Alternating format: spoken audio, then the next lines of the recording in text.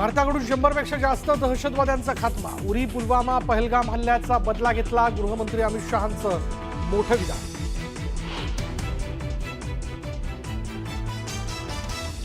हल्ल्यापूर्वी पाकिस्तानला का कळवलं? ऑपरेशन सिंदूर दरम्यान भारतानं किती विमानं गमावली? राहुल गांधींचा सरकारला सवाल। भारताचं कुणाशीही वैर नाही, हल्ले करणाऱ्यांना धडा शिकवल्याशिवाय राहत नाही। ऑपरेशन सिंदूरबाबत सरसंघचालक मोहन भागवतांचं मोठं विधान।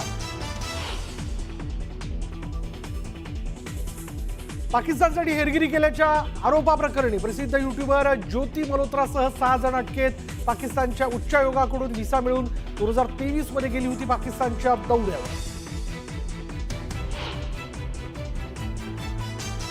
भारताला अवैध हाफिज सईद, मसूद अझहर आणि दाऊद इब्राहिम मोस्ट वॉन्टेड दहशतवाद्यांची यादी भारत देणार पाकिस्तानला।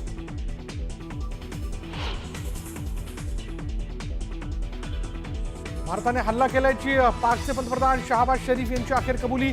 हल्ल्याच्या 8 दिवसांनंतर भारतानेच पाकचे एअरबेस नष्ट केल्याचं पाक पंतप्रधानांकडून अखेर मान्य।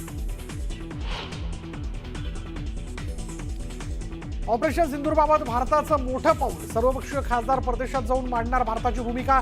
भारत जगाला पटवून देणार दहशतवादाचा नापाक चेहरा।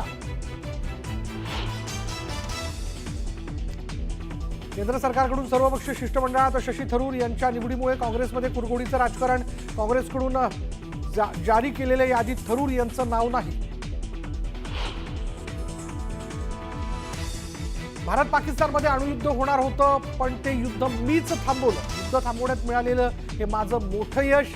अमेरिकेचे राष्ट्राध्यक्ष डोनाल्ड ट्रम्प यांचा दावा। संजय राऊतांच्या नरकातला स्वर्ग पुस्तकाचं प्रकाशन कार्यक्रमाला शरद पवारांसह उद्धव ठाकरेंची उपस्थिती। तर पाकिस्तान ऐवजी नरकात राहणं पसंत करेल, जावेद अख्तरांची ही फटकेबाजी।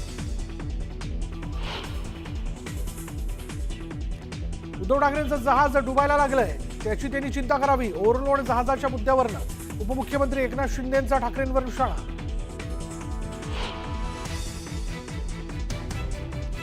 परळीत शिवराज दिवटेला मारहाण करतानाचा नवा व्हिडिओ समोर। समाधान मुंडे टोळीकडून शिवराजला अमानुष मारहाण, तर आरोपींवर मकोका लावण्याचा अजित पवारांचा इशारा।